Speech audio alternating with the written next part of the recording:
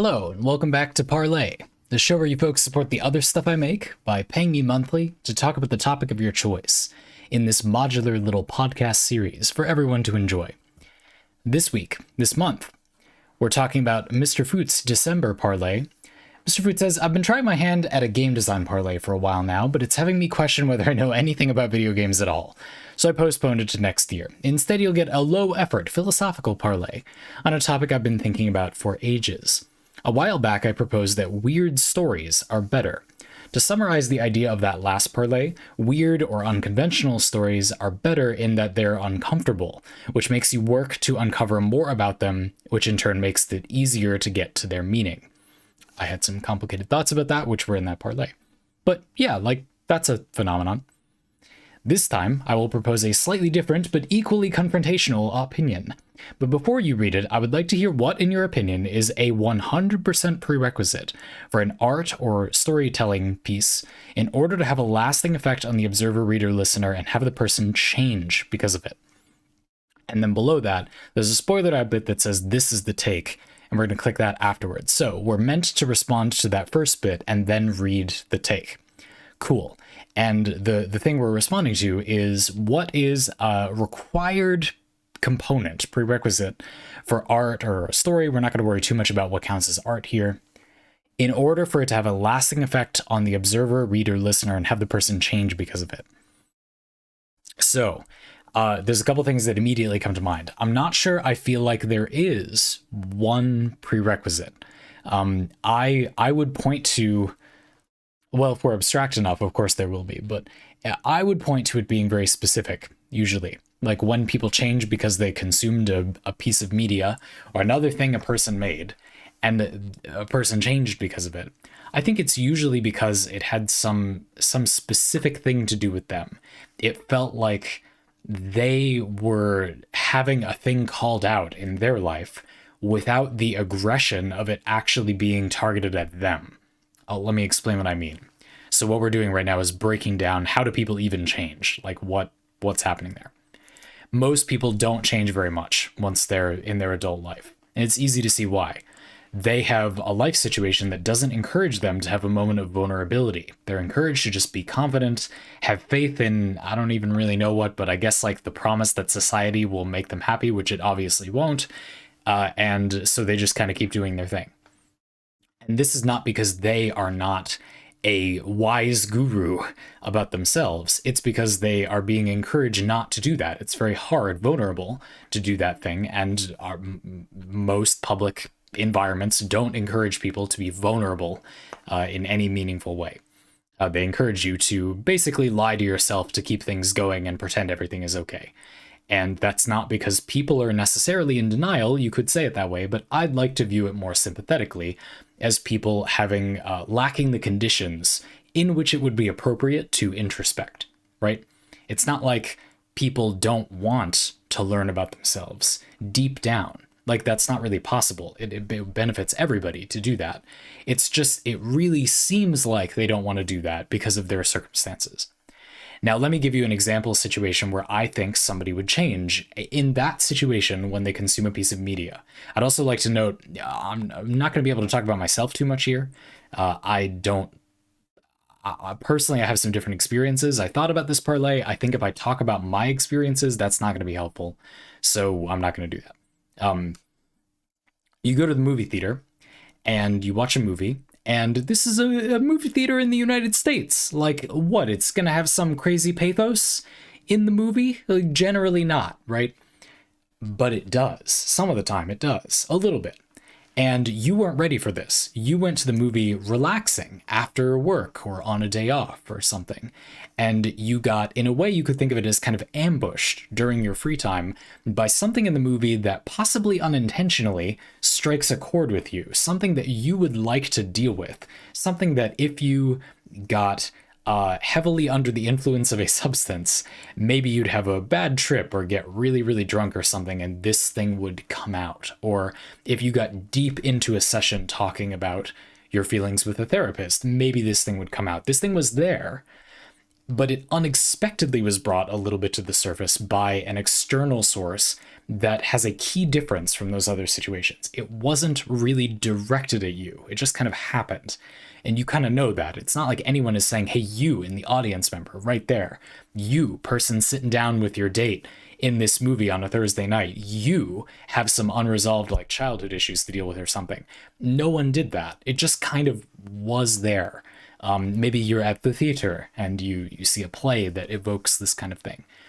You are sitting down in many situations where you're consuming this art. You're not really moving. You're standing at a gallery. You're sitting down in the movie theater, the theater, wherever, maybe at home. You're playing a video game. We're going to get back to that in a minute. Don't worry.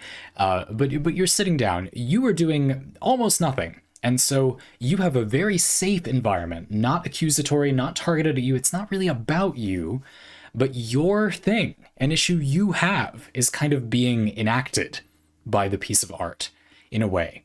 Art is acting as a safe space for your emotional issues to be sort of play acted without you 100% participating, which allows you to in some way move forward from them. I really do believe that if people just consume a barrage of art, they probably will be able to steadily resolve the things in their life, provided they engage with that art. Provided it's not purely casual, provided they do give it their full attention, even if they're just relaxing. They have no intention of it being a therapy session. You don't have to work at it as per se, but you probably will once these things get brought up enough.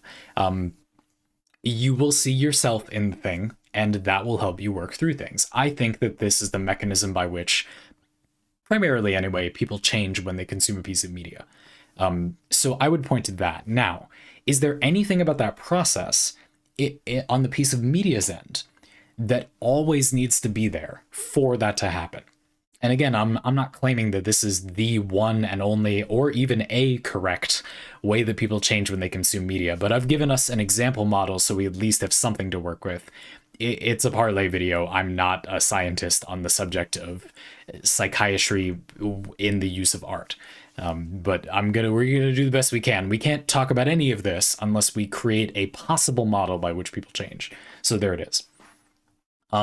Is there anything in common about the pieces of art that would do this thing? What would be a type of art that you wouldn't expect to do this thing?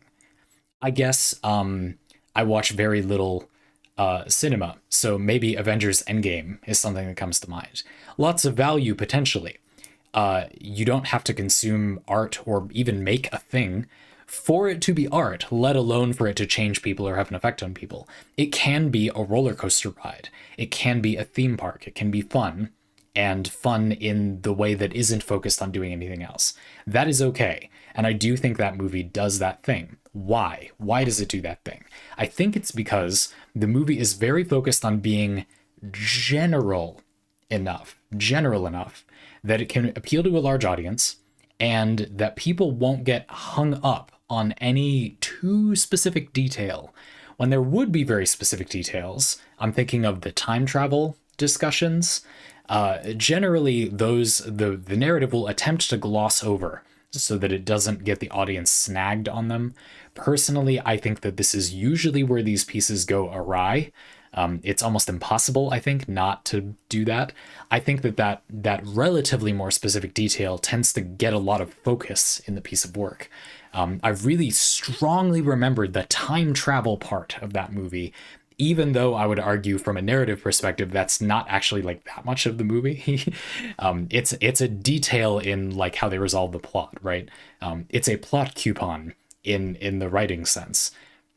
But in my memory, it really sticks out, you know, because it's like the only like really specific detail.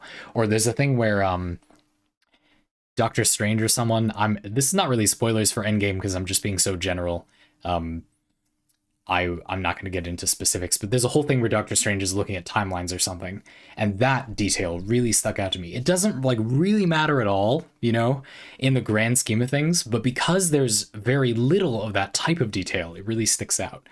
I believe that this reinforces the point I'm trying to make. I think that that type of thinking, that way of focusing on the detail that sticks out, is our human tendency to find things in art that we kind of resonate with. Redoing things or planning things a certain way, and sequencing events in your life is something that I think I have some problems with. Maybe minor problems, but enough that I laser focused on that thing, not just because it was like vaguely a plot hole or something. So maybe the one thing that art must have in order for it to enact change on someone is specificity. That's a very, very broad, abstract thing. But I think for there to be one thing that all art that changes people has in common, it's gonna have to be pretty abstract. Because the thing is specificity, meaning a very specific thing that it doesn't have in common with a bunch of other art. A somewhat unexpected thing that catches the audience off guard a little bit, that they're not too used to. You know, something else, a different way to approach this whole topic, and then I'll read the take. I think this is enough speculating on this. Basically, I'm saying specificity, but here's another way to look at it. So, what combination of ingredients in your movie gets you to people changing because of your movie? Imagine a contest where everybody who goes into your movie writes up a survey or gives you their contact information or something. And the contest is, in 20 years, whose movie changed the most people?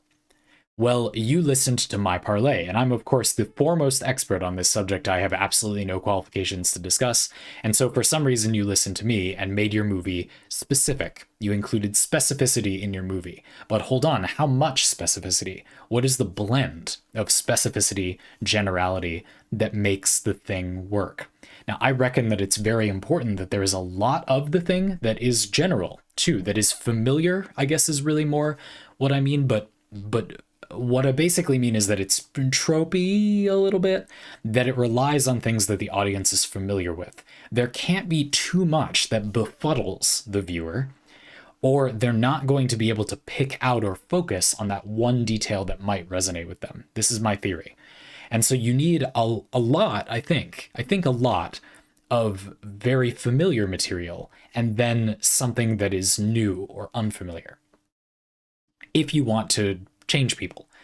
They need to be comfortable enough, or there's not much merit to this method of resonating with them. The whole thing is that it's a relatively controlled environment for them, and it kind of isn't if everything is just insanity. If it's some cinema tradition they haven't even seen before, if it's not in a language they're familiar with, and doesn't use tropes or character archetypes, any of which they have seen before, I reckon that people won't change because of it, because it will just be too odd. Besides maybe changing in the way that they'll watch more of that tradition of film or cinema. It won't any longer have to do with the specific contents of the movie. It needs to be penetrable enough for the audience to get in there. I also reckon that this is kind of true of Mr.FOoT's previous parlay point about the kind of unconventional or weird stories. I think that while I agree with that, I don't actually remember, to be completely honest, if I said this in the previous parlay. But I think something that's key is that the weird or unconventional parts of that story are probably more effective if they're offset with things that are relatively familiar. Because if it's all just extremely weird, I think a lot of viewers have a tendency to just sort of back off. Let me give you yet another quick example. I think that if you go to an art gallery, you'll see people looking at for longer the pictures that are pretty in the way that people traditionally understand aesthetics in their own life. They might not be pretty or familiar in every way the person understands those things, but they will be the pictures that are relatively familiar but then contain oddities. That will be the thing that the layperson will focus on the most. So if you wanted to change people en masse, not a specific person, but lots of people, you want to make specific changes in lots of people, the shotgun you must wield needs to be relatively tightly focused in its spread cone of firing plot details and story elements and aesthetics at the viewer. And you're looking for that one critical hit, right? That's what I think. So I'm going to say that the 100% required prerequisite for art to change someone is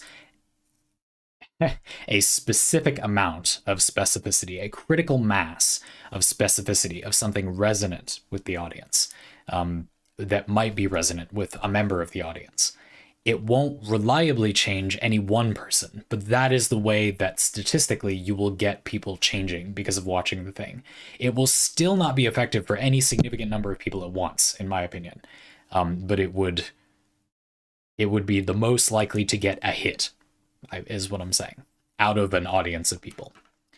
Okay, I'm somewhat excited now. So what is the take about this topic that required me to say that first? Okay, Mr.FOoT says, back to Mr.FOoT, this is the take. You need to feel unpleasant emotions, sadness, disgust, fear, embarrassment, etc., to learn anything from art. Now, hold on, there's a few notes. Number one, it's not the only requirement, but it is necessary. Number two, this does not necessarily work the other way around. Just because a work of art or a story forces unpleasant emotions does not mean that you'll learn from it. And number three, obviously you don't consume all art to learn from it. There are many different purposes why one might consume or create, but I'd like to focus on this premise where you consume to learn or create to teach. Right, and how do you do that successfully? So I've said, to summarize, that I think it is a critical mass, a very specific amount of specificity, accompanied by a certain amount of familiarity, by contrast. And Mr.FOoT is saying it is unpleasant emotions. Let me think for a minute about that. Now, this is tricky when we get Parley like this that have a little spoilered out bit that is going to be a question that I need to then pivot to turn on. I kind of need to do the whole Parley prep process for a few minutes right now. So let's do that. Normally, if I just read this, I would have thought, okay, my first reaction is I don't agree. Why don't I agree? Well, my view is, well, fortunately, in this case, we've just gone over it. I think that it's about specific things. Now, what I like to do when I disagree with someone is view it the productive way, which is that disagreement is often either an illusion or not bad. People have two right answers or they have the same right answer, is very common. And I like to assume that the person I'm talking to has a good answer somehow, and I just don't get how. So let's think about that. What if we just combine both things? What if the way to get change is a critical mass of specificity that is a specific thing that evokes an unpleasant emotion? Does that feel right? I still don't agree with that. I feel like there are things that have caused a change in me, although I really want to be wary of my own experience because I'm just a weirdo. But maybe I'm not, but I don't know. And it doesn't seem like these things change other people, so I don't want to get into that too much, but maybe I'll have to. I feel like there are positive things that change other people. The category, the exception, so now we're going to create some kind of philosophically useful devil's advocate position. It doesn't have to be negative emotions, but it does have to be something specific. And my counterexample is the experience one gets when one experiences something, I'm going to say cumulative, in a piece of work. So what I mean by cumulative here is you watch a piece of media for often a long time, or there's been a lot in that piece of media, and something builds up to a head. And the players, maybe the player in a video game or the characters have a realization, or you see the full picture all of a sudden, much like climbing a mountain on a hike and finally seeing the top, and then you look around and you see the environment around you. There's an impact to moments like that that I think isn't particularly related to unpleasant emotions. That I feel like is a relatively primary way that art or beautiful things change people. And that isn't negative, I would argue. I don't think that involves a negative emotion. Maybe it does, but let's go with that for a little longer. So that's my premise. We're going to tackle the subject of whether maybe how are unpleasant emotions involved? I feel like they're not required. But now let's get back into, but are they related? Do they strongly correlate with change in art? Sure, I think so. That seems like a actually pretty defensible point, pretty easy to claim point, not a strong claim. It's not the claim you're making, that they correlate strongly. You're saying they're required, but that they correlate strongly. I think most people would probably agree that unpleasant emotions that experience correlates quite strongly with people changing. So the specific thing in our cinema, in our theater, from our examples before, what is it? What is that specific thing? And here's my key thing.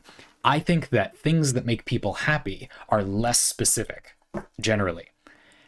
My theory here is going to be that unpleasant emotions are going to correlate extremely strongly with change, but just not completely. Not 100%, but 99%. It's 99% required to have negative emotion, but not 100% required. And so let's not say that's a bad idea or a bad thought just because there might be a corner case exception. Maybe it's more than 1%, but that's my take here, right? I almost entirely agree, but I think there's a catch, basically.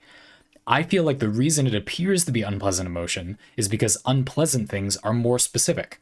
And so my theory that it is specificity just correlates extremely strongly, but not completely, with unpleasant emotion. When things happen in a movie, think of movies or shows that you've watched. The conflict is specific, but the resolution is less specific a lot of the time. Or the celebration is much more general, something we can all relate to. Another thing, when I experience something in a show I watch or in a game, I kind of feel like me and the characters, went through the negative part together, but when they succeed, it's them succeeding at a thing. This might not be an experience you've had. I'm not sure it's an experience I've had, but here's why I think it is.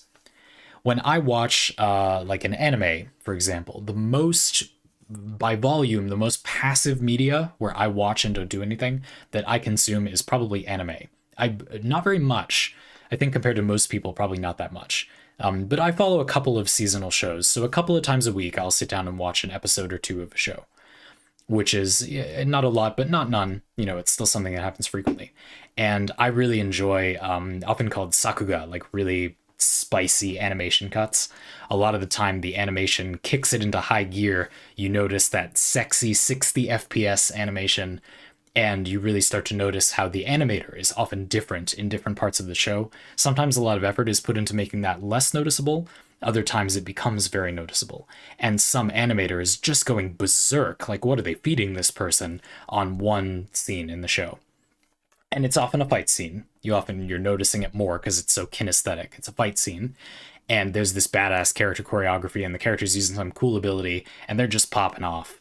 And when I watch that, I often feel the emotion I feel is it makes me smile, and I get excited or impressed for them, I guess.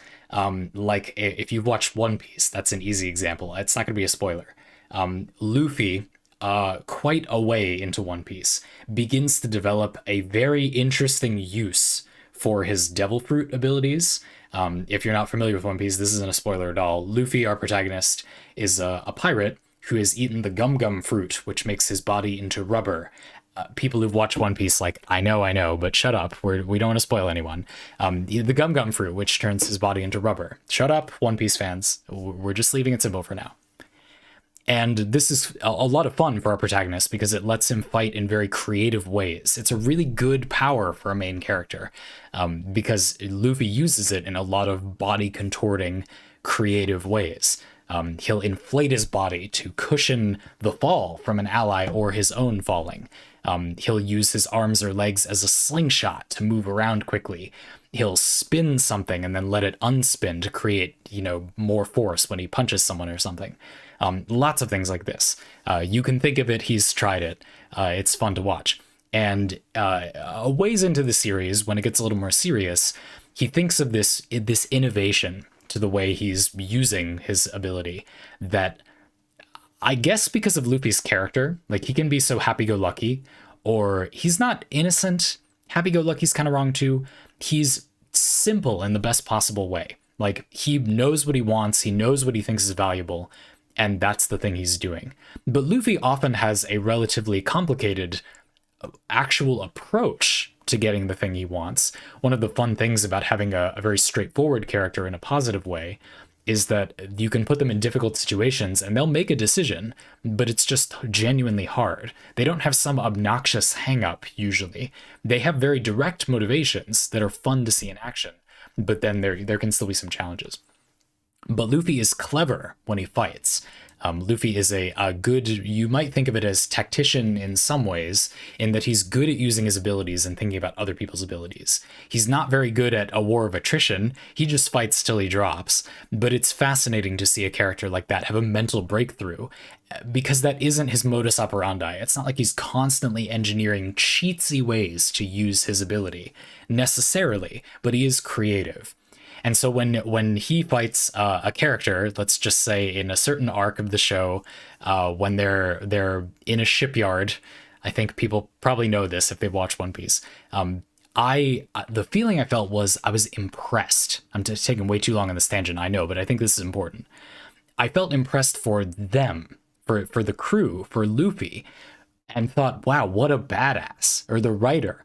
What a cool thing to have held back, too. For like 300 episodes, we didn't know he was going to pop off and start doing stuff like this. Whew, like, he's been planning this for like 10 years, you know. So satisfying after such a long time. But that feeling was for them, not for me. I didn't feel like I had triumphed and done the thing.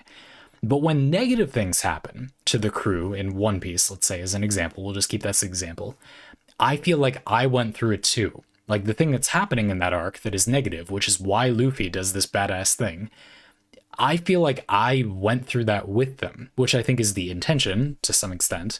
That means it's a immersive enough story. But it upset me. It upset me like it was happening to them a little bit. And I think that is a maybe a fundament of human experience, that we share negative things with each other more than positive things a little bit. When I say share, I just mean relate to from the outside. I've never been in any situation like the situation they've been in, and yet I related, where when they have successes, I've actually been in pretty similar situations in some sense, certainly more similar to their negative situations. But I don't feel like I share their successes. I just feel like there's a human... Does anyone else feel like this? Maybe this is only me. I hope it's not only me.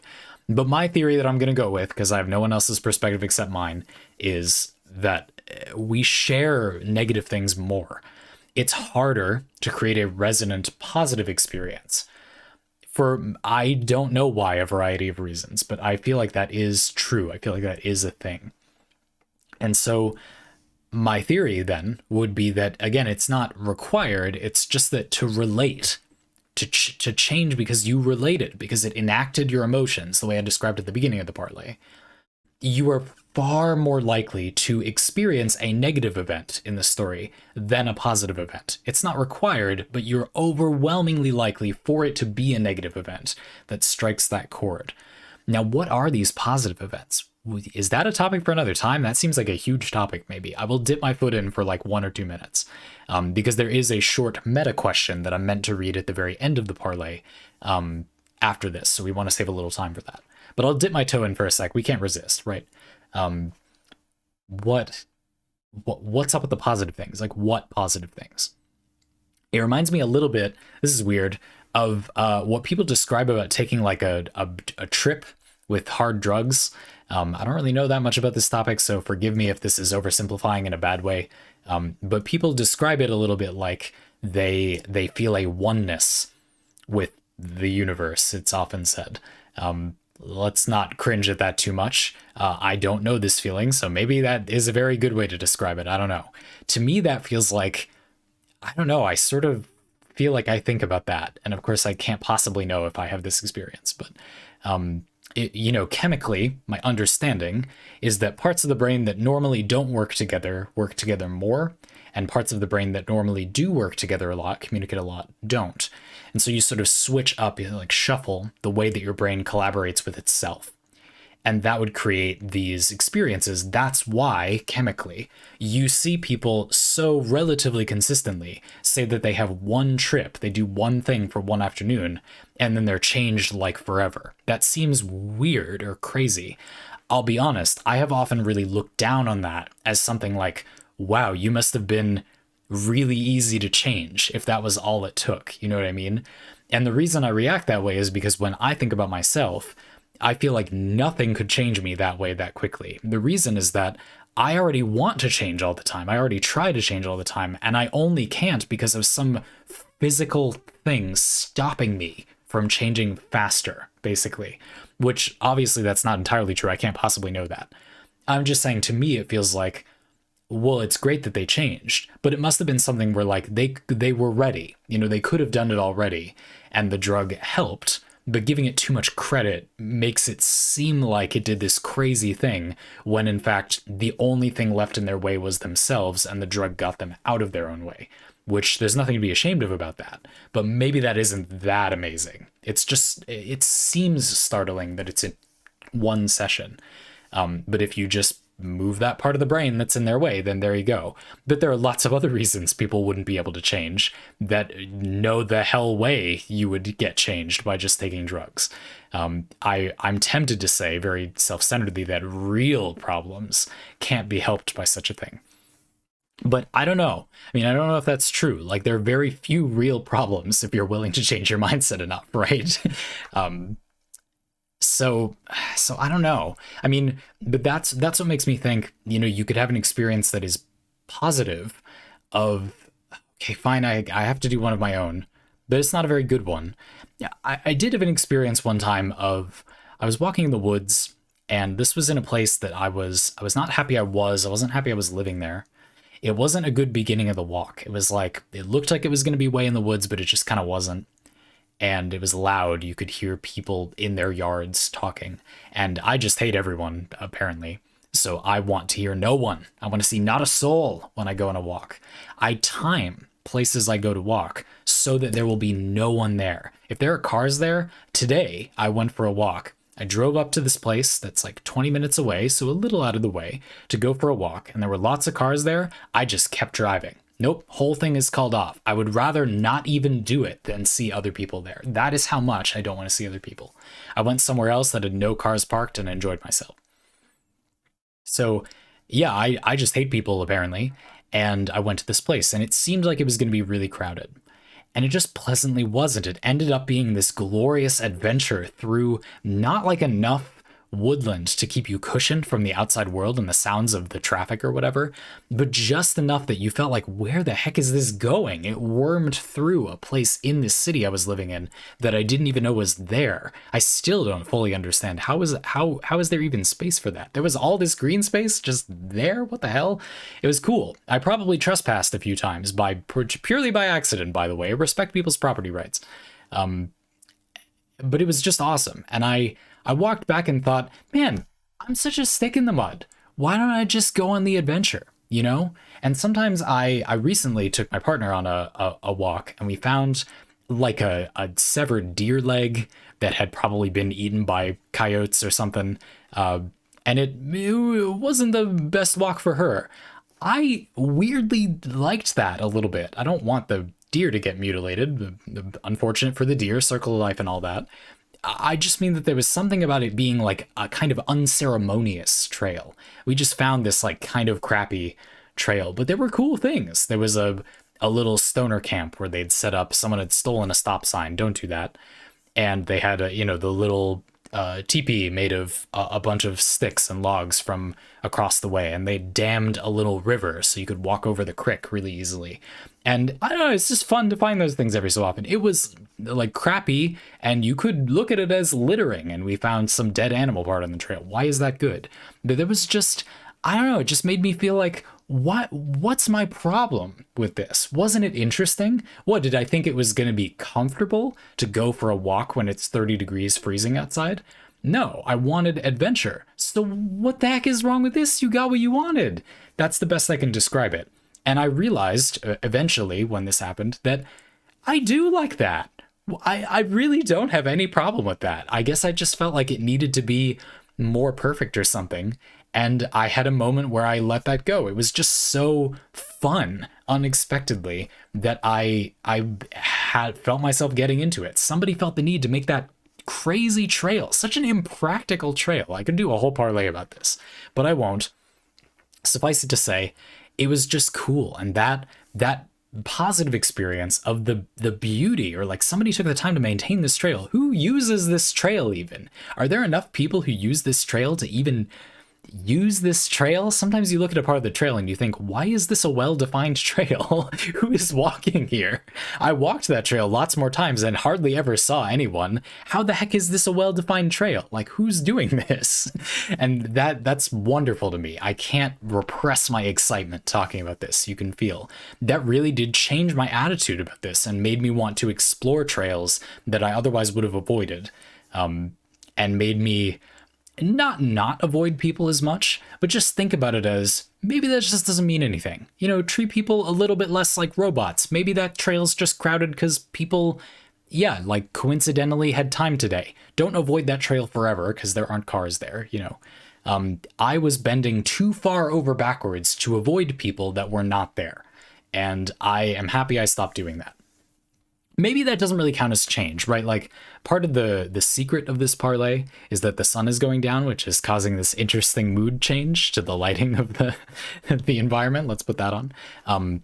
The part of the secret of this parlay, of course, is that what changing people like means is varied.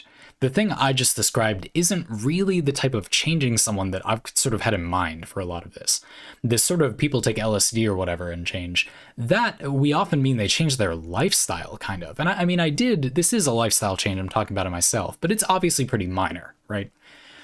This would be more like people are, you know, drinking too much, or, you know, it's not really working in their relationship, and they meaningfully take a sharp turn after this experience, right? They don't become a completely different person, but they fundamentally change some low level value, like some kind of basic value upon which their current life is built, meaningfully shifts. A value that's hard to change, that normally they would have felt like they needed to hold on to, that had to stay the same. It's just too unstable otherwise, but suddenly it changes and things are better because it is better if they change it.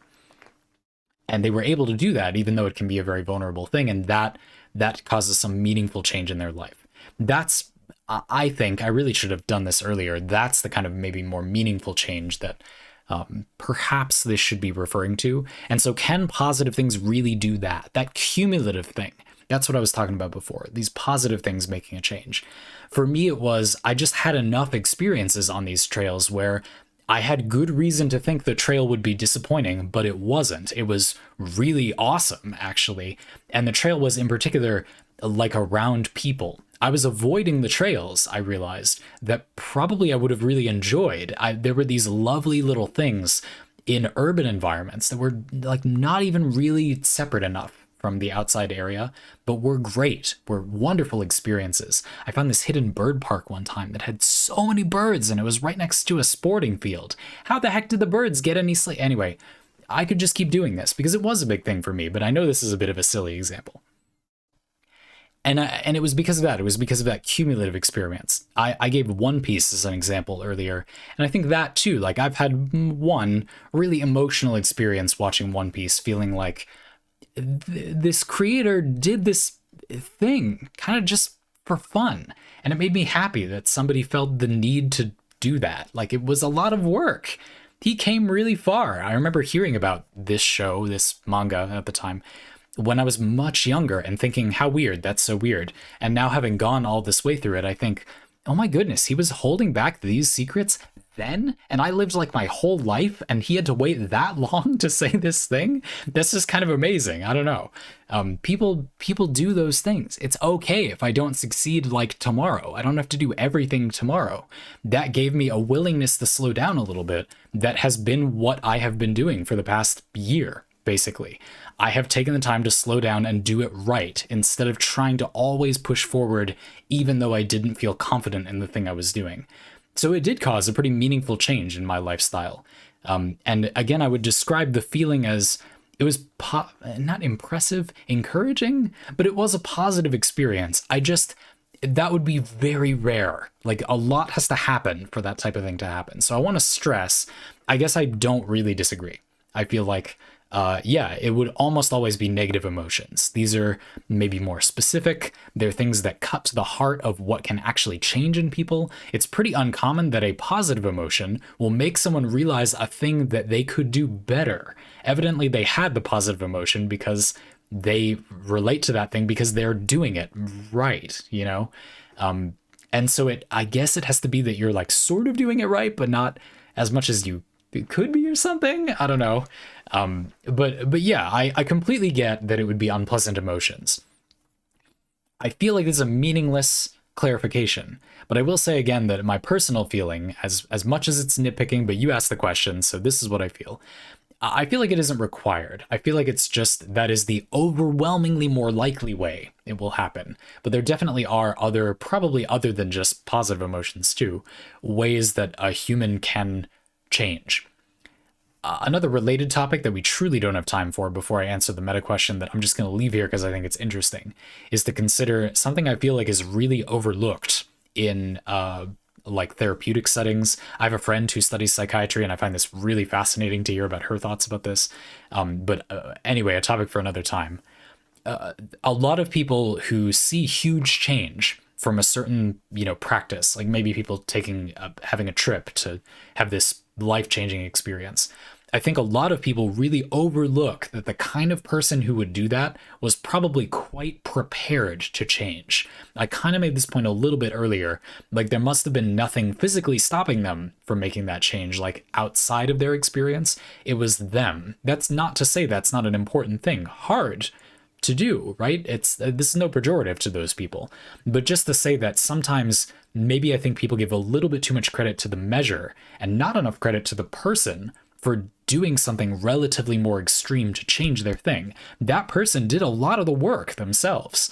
If they got to the point where they did that thing, it can be scary. People talk about like taking a trip and they change or whatever. That's scary. Like you don't know what could happen. Sure, it's in a clinical setting or whatever, but like that's brave. The person was clearly prepared to do some work to change. If you don't, the science says it doesn't work. So I don't know. Like, I think there's a lot to be respected about that. That's all I'm trying to say. I don't really know that much about this topic, so forgive me for dipping my toe in. I just think that's a very good example. I think there's something about the kind of person who would change when having a one experience like this that doesn't have that much to do with the experience they had. It has a lot to do with the person. The person was in a place where they were prepared to change, or the thing they need to change is pretty changeable. Like it's quite possible for them to change it. And these things wouldn't work on people who weren't ready or committed to change, or for people where the change is being held back by something other than them, which is possible, unfortunately, really common, I think. So anyway, just some thoughts. Again, you could easily do like a whole parlay on that. Okay, meta question for Mr.FOoT before we go. Mr.FOoT says, with the nature of profundity, things getting better later, contingent difficulty, weird stories, and this one I have a bit of a series about discussions on the nature of storytelling and art in general. Yes, these are all parlay that Mr.FOoT has commissioned previously. I particularly liked the one about contingent difficulty because that's a pet topic of mine. A very quick aside, contingent difficulty is this name for this concept that if something is a reference or you need to know something from outside the piece sort of assumes that you know that thing. I would personally suggest the relatively broad definition of contingent difficulty that includes things like being used to like rhyming schemes in poetry and not just things like literary references, although I think it's usually used to refer to that stuff. It might just be like a form, like you might not know that a poem is often structured like this, and so that might make it a little bit less clear what the poem is doing, whereas that form of poetry is like meant to be assumed to be a love poem, and so that would be something you're like supposed to know. And in that parlay about contingent difficulty, I came out very strongly against. I think contingent difficulty is bad writing, basically, period. The most you can remove it is objectively superior to remove it. It's gatekeeping that was originally not gatekeeping because the only people that could read the thing like didn't have the contingent difficulty, like in a royal court or something. But as literacy has increased, it's made less and less, and now finally I think basically no sense, and is something to be minimized. Maybe you can't get rid of it, but I personally have a very strong opinion about this. I think your writing will not get worse if you remove contingent difficulty. Academics will like it less, which I think is enough of an endorsement in and of itself. Anyway, so very strong opinion if you want that. This parlay wasn't a very strong opinion. I said I 1% disagree, and here's 40 minutes on why. If you want to hear me rage about contingent difficulty, go watch that. Mr.FOoT is a series on these parlay. Mr.FOoT says, I have at least one more parlay on my very abstract idea of what it means for something to be art. Do we want to do this in the future, or was this enough art-focused philosophy for now? Maybe Mr.FOoT is asking for audience responses. Is that's an interesting new way to use parlay. I often have trouble keeping up with the comment sections for parlay because so many come out. I do frequently read them, but I frequently don't respond. I think it's an unsustainable habit, so I'm sorry. I would like to. It's not a good use of time compared to everything else. I wish it was, but it's just not. But I do often read them, and certainly the person who wrote the parlay, you might be able to make much better use of the comment section. That's clever. I like that. I don't know if you're asking me, Mr.FOoT, but I like these, probably pretty obviously, right? So I'll just leave it at that. Yeah, like I like these. I think they're good parlay. I think what makes a good parlay is weird. There's kind of 3 different kinds of good parlay, if you really want that. And now that I've said that, I have to say them. But basically, it would be things which demonstrate my ability to reason through something that I really don't know anything about. And it might just be interesting to people to see that. That's what I've gathered about those. Category number 2 would be things where I know enough about the thing to have a very formed opinion, which is then challenged by another pretty developed opinion. And that's fun to watch. That's very fun too. And number 3, really specific, you might call them gimmicky parlay, but sometimes people come up with a really cool idea for a way parlay will go. And that can be a lot of fun. I think there's plenty of innovation to be done in the parlaying space. So that can be pretty cool. Like I would consider the recent one about coffee talk, and I had to do one parlay like planning how you would even make all the drinks, and then another one where we make all the drinks. It kind of feels like something I know a lot about and kind of like something I just have to improvise on the spot, but it required a unique format that was still really easy to do in practice. I thought that was cool. Like I think stuff like that is fun. Yeah, I think Mr.FOoT, this type of like art-focused philosophy parlay you do is very squarely in category number 2. I, a person who majored in English and was super critical of everybody in my liberal-ass arts college about their views about art, I like talking about this topic with somebody who has like an opinion of note about it, rather than just saying the literary canon good. Lower thirds good. Like I there's just not much to like, fine, but there's just nothing to say, right? This is the good version of the English department that I never got. So I kind of like that. I think it's fun. I think it's actually useful too. It can be helpful when tackling a work, to sort of understand maybe what's happening with it, to dig into these things. And there often are seemingly good, maybe misguided, but not like evil reasons to use, for example, contingent difficulty. People are not villains if they use this. I think that from my perspective, they're subscribing to one or more misguided, but theoretically altruistic motivations when they do that. I just think that those things are actually bad, but might appear good from some people's perspective, but not mine. I hate contingent difficulty. That's going to be enough for this one.